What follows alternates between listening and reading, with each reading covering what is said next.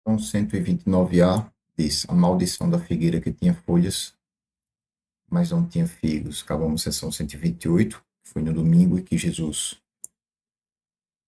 fez a entrada triunfal. De Betânia para Jerusalém, Mateus 21, 18, 19a diz: de manhã cedo, quando voltava para a cidade, Jesus teve fome. Gente, olha só, de manhã cedo, Jesus de um domingo tinha entrado em Jerusalém, na entrada triunfal, e a gente viu, a Bíblia citou que ele foi embora, já era tarde, e foi embora para Betânia, dormiu lá. E aqui disse de manhã cedo, então no outro dia, né? Que dia é esse? Segunda-feira. Então, segunda-feira pelo dia, a gente já está na segunda-feira aqui, tá? Quando voltava para a cidade, Jesus teve fome. Ele estava indo de Betânia para Jerusalém, como está escrito aqui, ó, de Betânia para Jerusalém.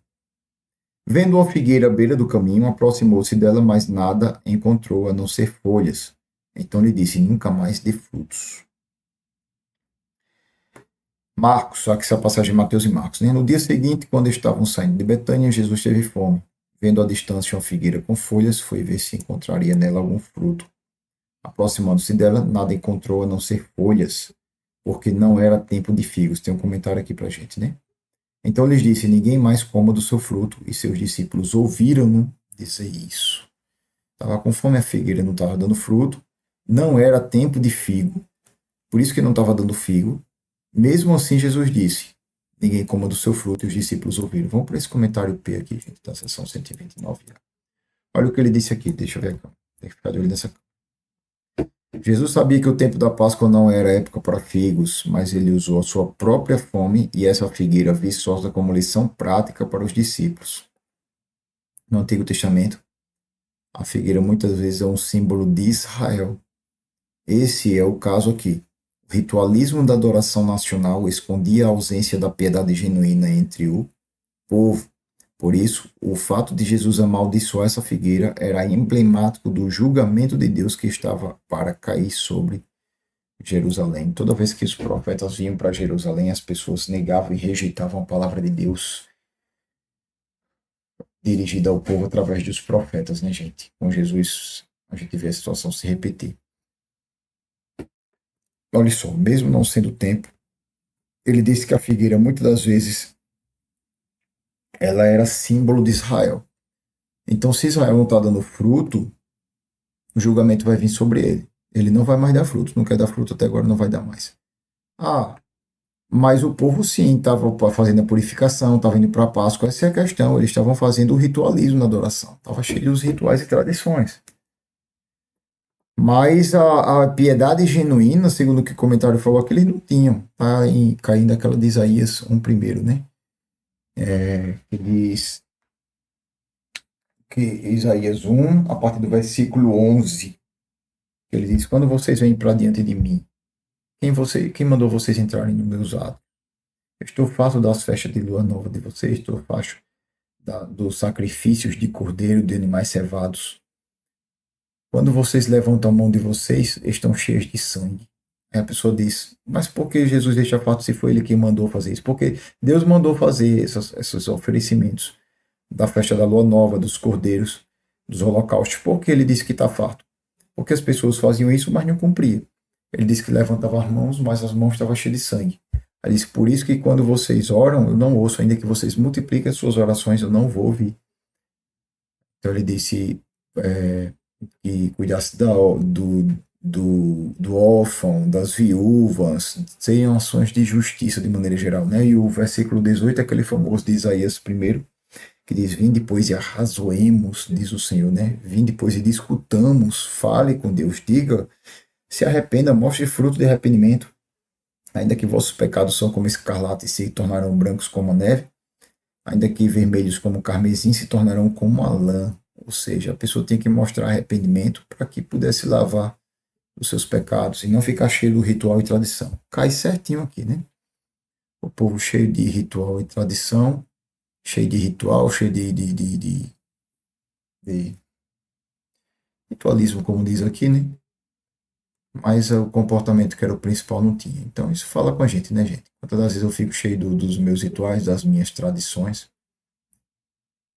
isso não importa não para Jesus. Importa para ele que eu me comporte corretamente em obediência. Jesus disse, né? Se me amais, guardareis os meus mandamentos. Só preciso obedecer a Jesus como forma de amor a ele. Ok, meus irmãos? Então, essa aqui foi a sessão 129A. Foi rapidinha. A gente vai partir para 129B. Vamos. Tem 5 minutos, vamos aproveitar esse momento para não ter que gravar outra aula só para isso. Vamos para 129B também, tá? Segunda purificação do templo. Jerusalém no templo, naturalmente. Vamos para Mateus. Jesus entrou no templo, tem um comentário aqui. Isso foi quando, gente, na segunda-feira, né? Passou de Betânia ali, passou pelo Monte das Oliveiras para ir para Jerusalém, era o percurso que ele fazia. Né? A gente ouviu falar até em Betfagé também, no meio desse caminho. A gente vê que ele passou pela figueira que não estava dando fruto, e ele amaldiçoou a figueira. Jesus entrou no templo e expulsou todos os que ali estavam comprando e vendendo. Derrubou as mesas dos cambistas e as cadeiras do que vendiam as pombas. Olha, ele entrou no templo, deixa eu ver a câmera, tá do outro lado. Ele expulsou todos os que ali estavam comprando e vendendo, derrubou as mesas dos cambistas e as cadeiras dos que vendiam as pombas e disse: Esse que está escrito, a minha casa será chamada casa de oração, mas vocês estão fazendo dela um covil de ladrões, como está escrito em Isaías 56, 7, Jeremias 7, 11. Né? Vamos para Marcos. Aqui está escrito como segunda purificação do templo. Gente, por que segunda purificação do templo? Porque ele já tinha feito uma purificação do templo antes. Essa história de purificação do templo foram duas na Bíblia, tá? Duas purificações do templo, duas rejeições em Nazaré, duas histórias do vaso de alabastro. Muita gente associa como sendo uma só, mas foram duas. Marcos. Chegando a Jerusalém, Jesus entrou no templo e ali começou a expulsar os que estavam comprando e vendendo. Derrubou as mesas dos cambistas e as cadeiras dos que vendiam pombas e não permitia que ninguém carregasse mercadorias pelo templo. E os ensinava dizendo: Não está escrito, a minha casa será chamada casa de oração para todos os povos? Mas vocês fizeram dela um covil de ladrões. Mesmas referências. Hein? Os chefes dos sacerdotes e os mestres da lei ouviram essas palavras e começaram a procurar uma forma de matá-lo, pois o temiam, visto que toda a multidão estava maravilhada com o seu ensino. Só falava em matar esse povo, não só queria matar, né? Ah, violência, meu Deus. Matar, matar. É os mais religiosos, né, gente? A gente vê essa religiosidade demais, religioso demais, legalista demais, os fariseus nesse caso aqui, né? Os chefes dos sacerdotes e os mestres da lei, que eram saduceus e fariseus, respectivamente, de acordo com o que a gente está lendo, eram legalistas, eles cheios de rituais, cheios de tradições, e eles queriam matar, matar, matar. Violência, né? Religioso demais aqui, o resultado final era violência. Vamos aqui para a leitura de Lucas. Agora a gente vai ter que alternar essa câmera. Pronto. Fica mais alto.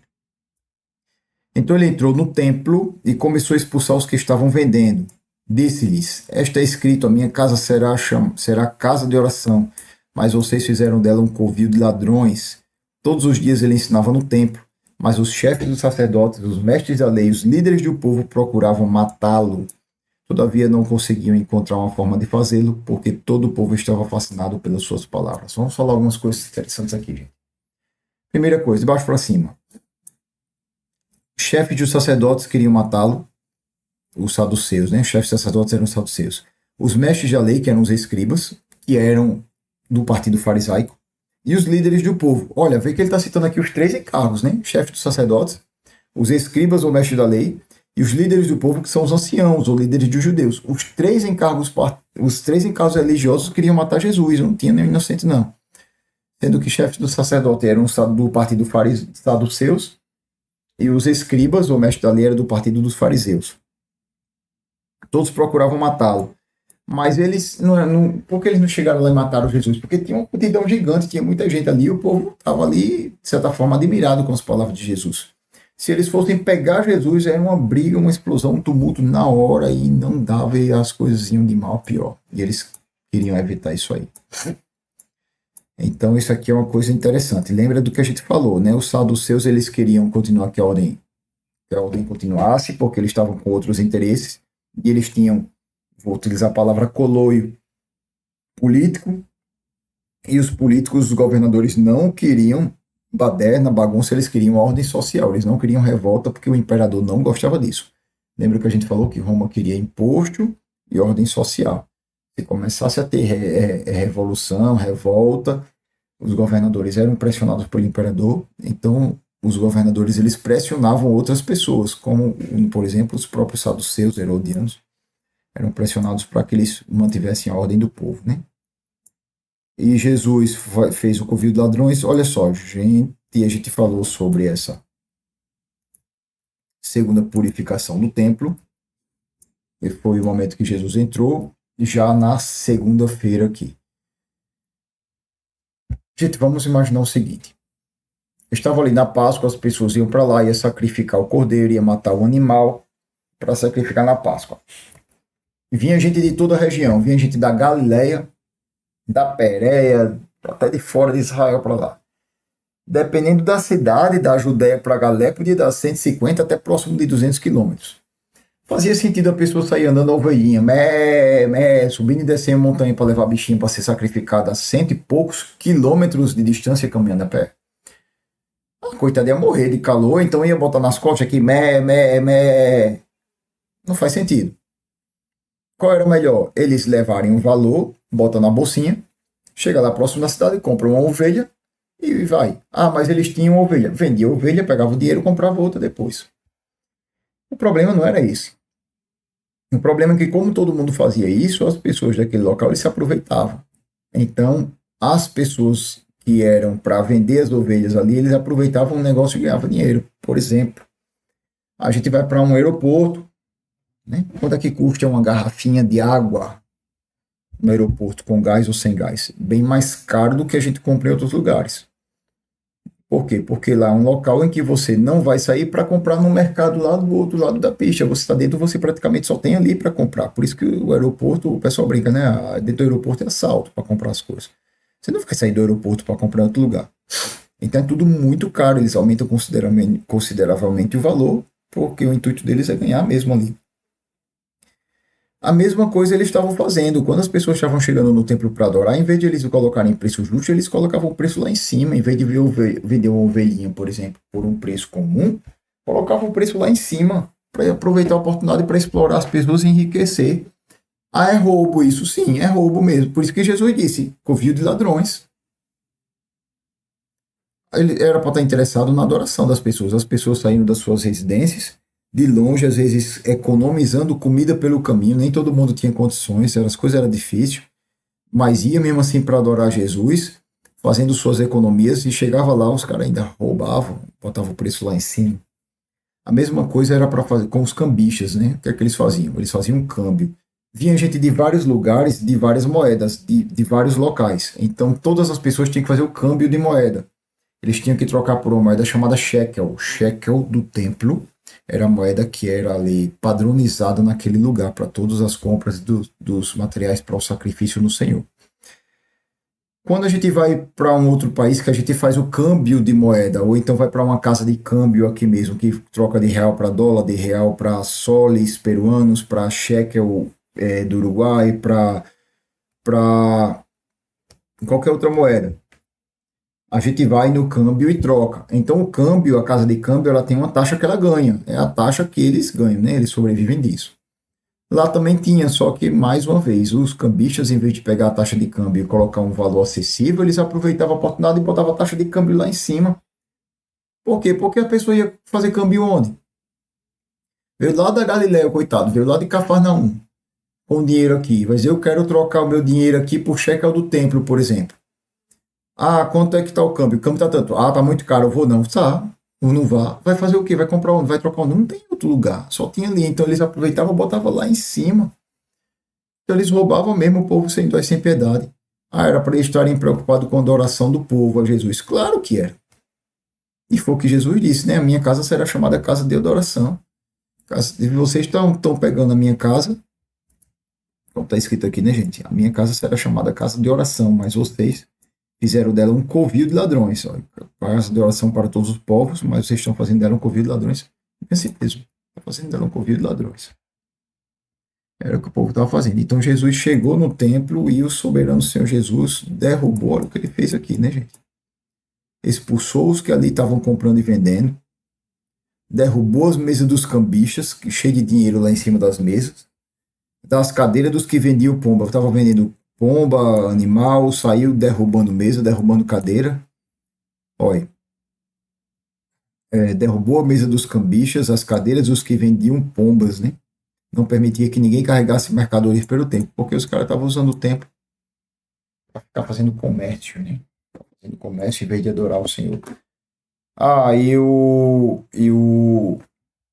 como é que estava a reverência deles? Pelo que a gente tá vendo, tinha reverência nenhuma aqui, né? Temor nenhum a Deus. Tava lá usando para fazer comércio. É uma lição pra gente, né, gente? Eu não vou entrar em detalhes do que eu tô pensando aqui, que são assuntos sensíveis e polêmicos, e o nosso intuito é a aula, que a gente já vai para 15 minutos. Vou fechar a aula. Mas isso é uma lição pra gente, né? Isso é uma lição pra gente. Ok, senhores, então a gente fechou agora a sessão 129A e 129B logo, fechamos logo as duas sessões.